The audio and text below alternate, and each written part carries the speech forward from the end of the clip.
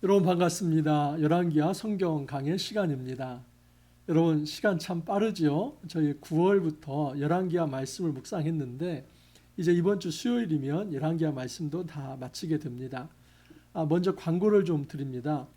성경 묵상 해설 이번 주 수요일까지 1차 또 마무리를 하겠습니다. 그리고 조금 쉬었다가 11월에 디모데 전후서가 시작되는데 그리고 이제 호세아서, 아모스서 이 소선지서들이 쭉 나옵니다. 11, 12월 쭉 한번 또 달려보도록 하겠습니다. 그래서 이번 주 수요일까지 계속합니다. 그리고 이제 조금 쉬었다가 11월 초에 다시 또 찾아뵐 예정입니다.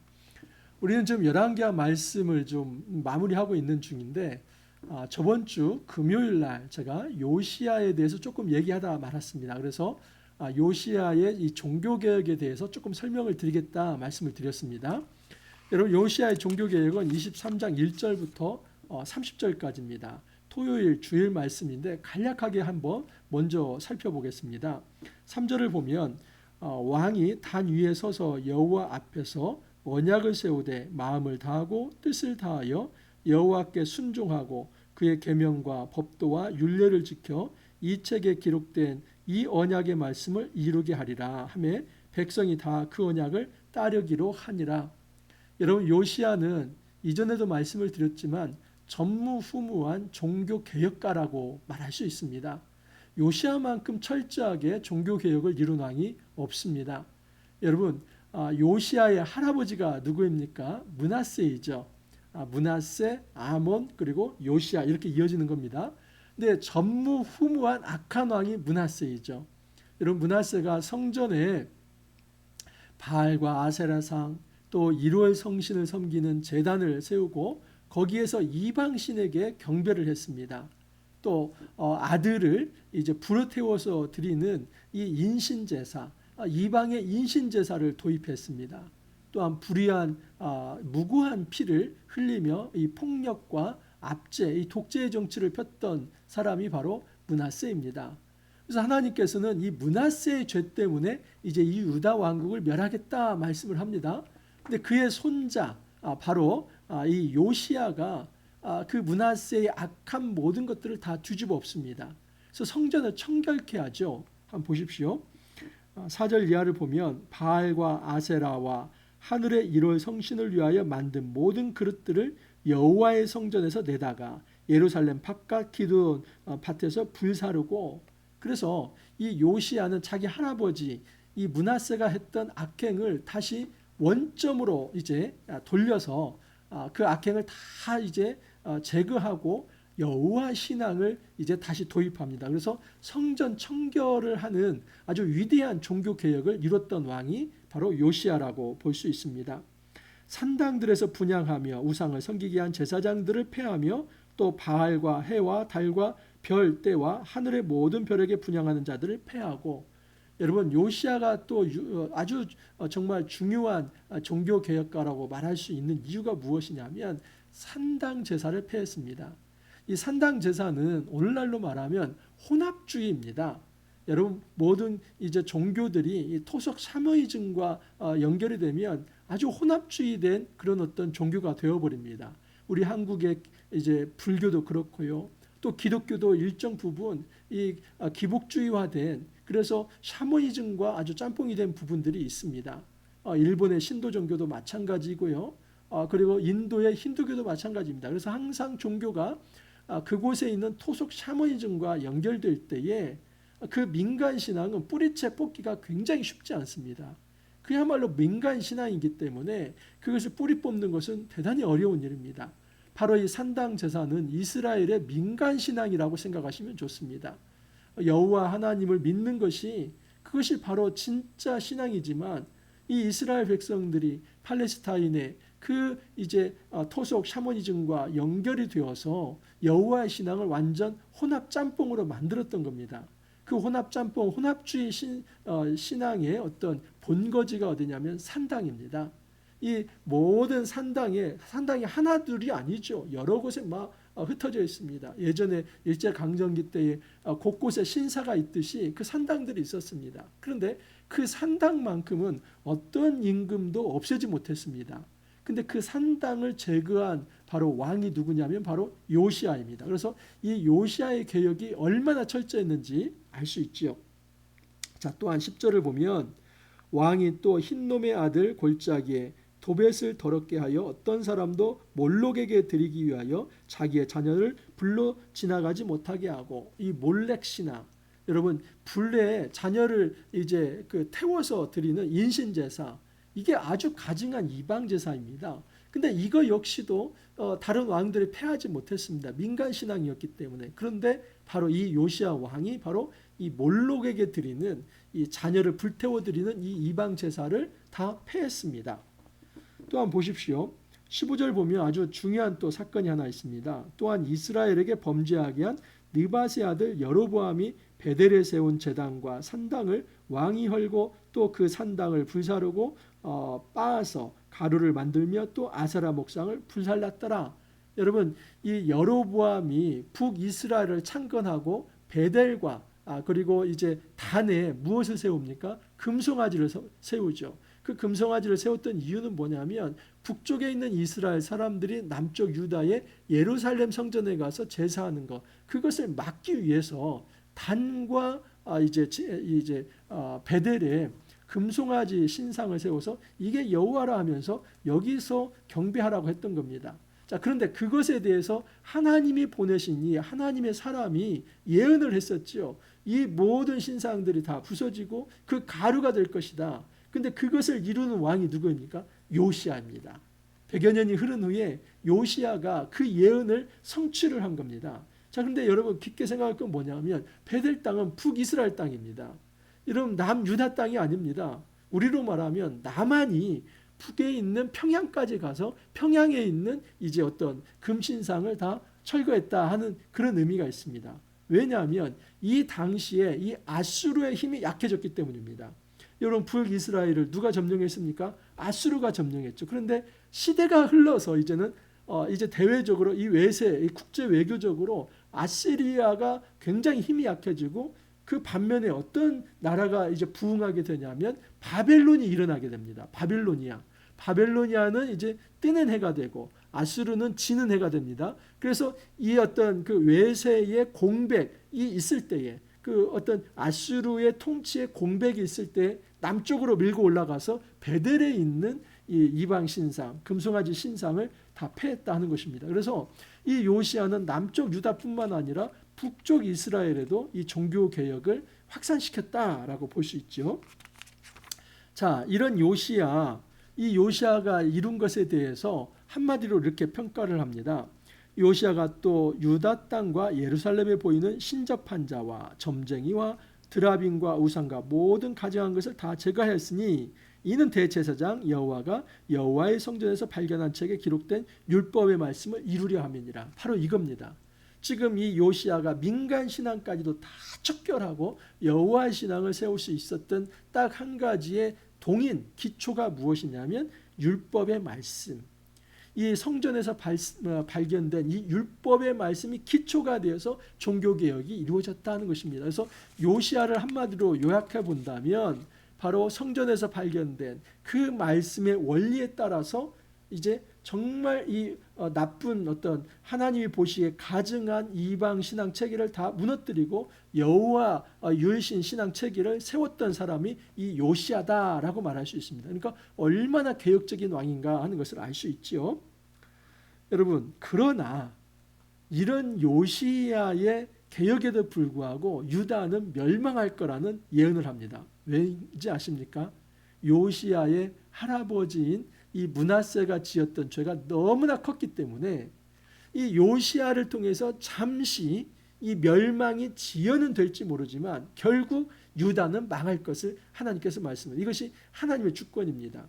그래서 요시아가 굉장히 성군이고 종교개혁을 이루지만은 하나님은 단지 여기에서 끝날 문제가 아니라 므낫세가 지었던 그 죄가 너무나 뿌리 깊어서 결국은 이제 전면적인 전우주적 정화가 필요한데 바벨론에 의해서 유다가 완전히 망한 후에 황폐한 후에 그 완전 정화가 이루어지는 그 70년이 지난 후에 유다가 다시 세워질 것을 하나님께서 말씀을 합니다. 그렇게 말씀하신 것은 므낫세의 죄 때문이다. 26절을 보면 그러나 여호와께서 유다를 향하여 내리신 그 크게 타오르는 진노를 돌이키지 아니하셨으니 이는 므낫세가 여호와를 경노하게 한 그 모든 경노 때문이라. 므낫세의 죄가 얼마나 이제 큰지를 알 수 있지요. 여러분 이제 이 므낫세 이후 이 유다는 완전히 내리막길이라고 생각하시면 됩니다. 자, 유다의 이 왕 다시 한번 좀 요약을 해드립니다. 여러분 히스기야가 있었죠. 히스기야의 아들이 므낫세입니다. 히스기야는 굉장히 성군이었습니다. 므낫세는 악한 왕이었습니다. 므낫세의 아들이 아몬이었고 아몬의 아들이 요시야입니다. 그래서 므낫세는 악한 왕이었지만 요시야가 종교개혁을 이룹니다. 하지만 이 요시야가 여러분 국제 정세를 다시 한번 말씀을 드립니다. BC 609년에 애굽의 바로왕 이 느고라고 하는 사람이 있습니다. 이 느고라고 하는 사람이 친아수르 정책을 쓰면서 이 아수르를 도와서 신흥 바벨론을 견제하려고 했습니다. 그래서 우리로 말하면 일본이 이 명나라를 치기 위해서 이 한반도를 지나가는 그런 모습입니다. 지금 이 남쪽에 있는 애굽이 바로왕 느고가 이제 북쪽에 있는 유프라테스 그쪽에 있는 이 바벨론을 이제 치기 위해서 올라가기 위해 중간에 지나가는 곳이 바로 이스라엘 땅인데 그 무깃도에서 이 유다 왕 이제 요시야가 바로 왕을 저지합니다. 근데 그때에 이 요시야 왕은 이 바로 왕 느고에 의해서 죽게 됩니다. 그래서 요시야는 사실은 30대에 요절을 하게 되죠. 그리고 이 요시야 다음에 왕이 된 사람이 여호아하스입니다.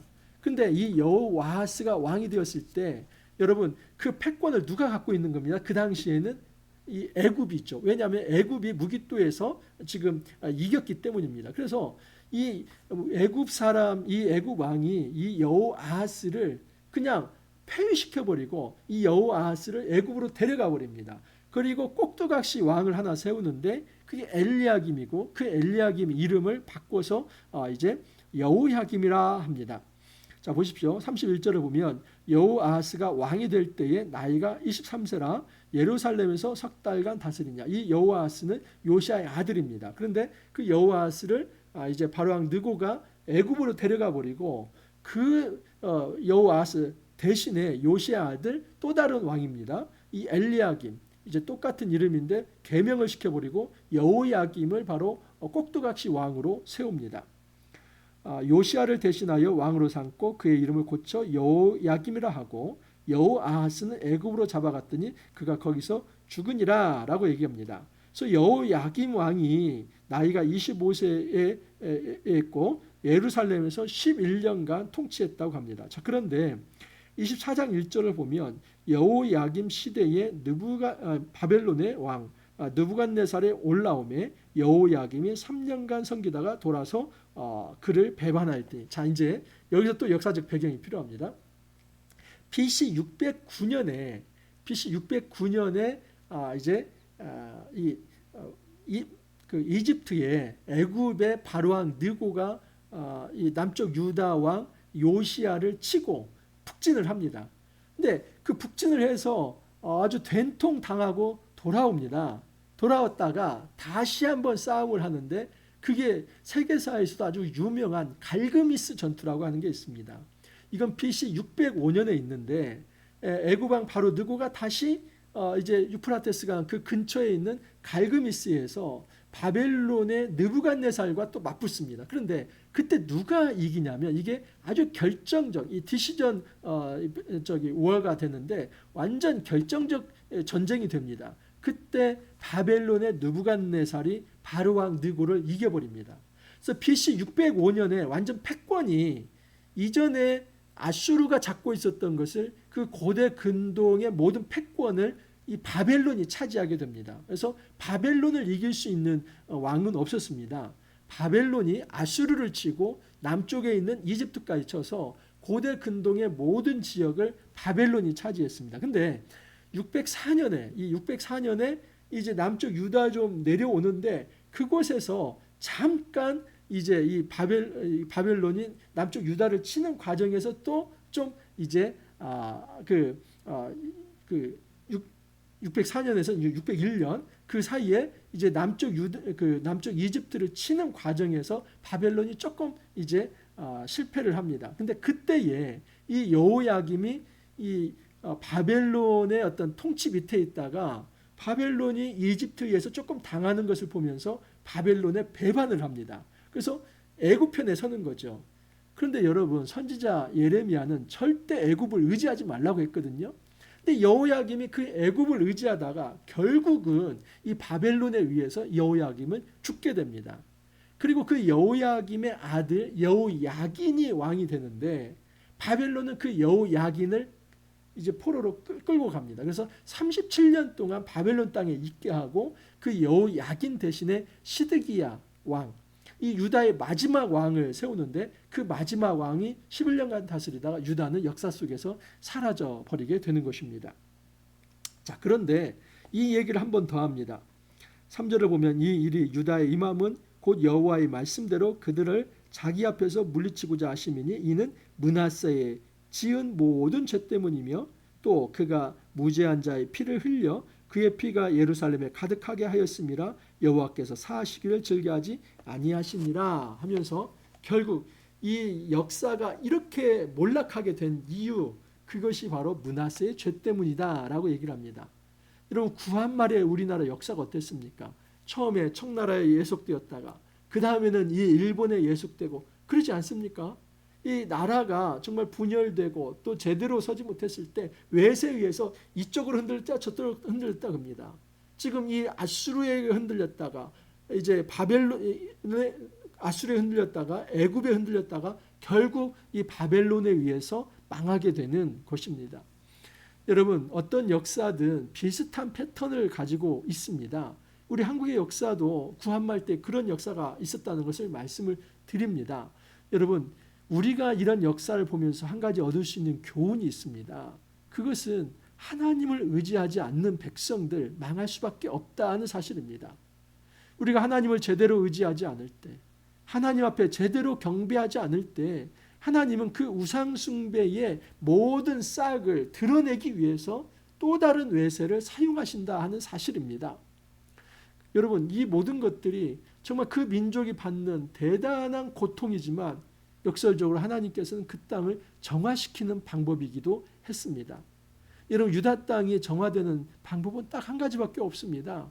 바벨론에 의해서 망하고 70년간의 그 포로 기간은 비록 고통스럽고 아픈 기간이지만 역설적으로 말하면 여러분, 그 70년 동안 이 유다 땅은 안식을 하게 됩니다.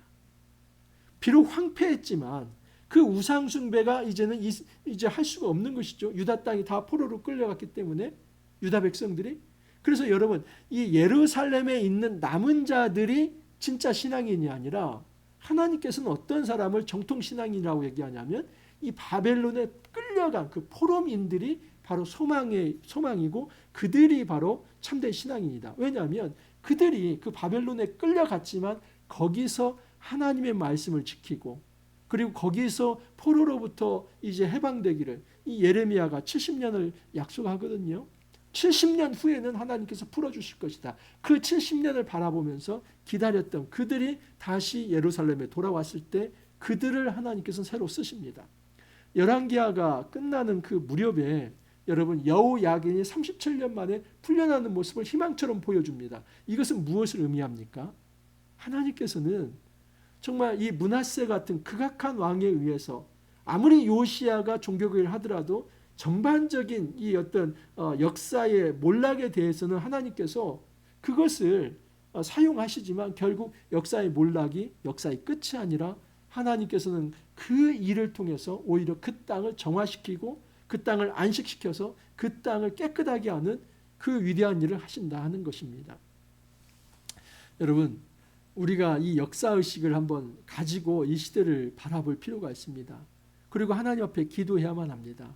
하나님, 한국교회가 깨어있게 해주십시오. 부디 우리 한국교회가 깨어서 우리 한국교회가 제대로 회개해서 정말 이 한국교회가 망하고 이 한국 사회가 망하는 이런 일이 없도록 하게 해주십시오. 하나님은 지금도 경고하십니다. 만약에 그 경고의 메시지를 듣지 않는다면 그것은 므낫세의 죄이고 그 므낫세의 죄가 관영을 하게 되면 어떤 개혁의 행동이 일어났다 할지라도 결국은 멸망으로 갈 수밖에 없다는 것입니다. 그 전에 막아서야만 합니다. 그 전에 깨어 있어야만 합니다. 여러분, 큰 교회든 작은 교회든 그 영성을 가지고 하나님 앞에 엎드려야만 합니다. 우리 한국교회가 하나님 앞에 회개하지 않을 때에, 우리가 하나님 앞에 엎드리지 않을 때, 우리가 하나님 앞에 기도하지 않을 때에 하나님은 므낫세의 죄에 방관하지 아니하시고 방치하지 아니하시고 반드시 심판하실 때 그 어떤 선한 개혁의 몸부림조차도 이제는 큰 심판의 어떤 파도에 휩쓸려 갈 수밖에 없다는 것을 우리는 역사의 교훈 속에서 받아 정말 이 가슴에 새겨야만 합니다. 우리가 함께 기도할 수 있기를 바랍니다. 하나님께서 열왕기하를 묵상케 한 이유가 있을 것입니다. 이 시대를 바라볼 수 있어야만 합니다. 이 시대가 얼마나 우상숭배에 찌들어 있는지 모릅니다. 배금주의에 얼마나 찌들어 있는지 모릅니다. 세속주의에 얼마나 찌들어 있는지 모릅니다. 인본주의에 얼마나 찌들어 있는지 모릅니다. 여러분, 한국교회 다시 한번 거듭나야만 합니다.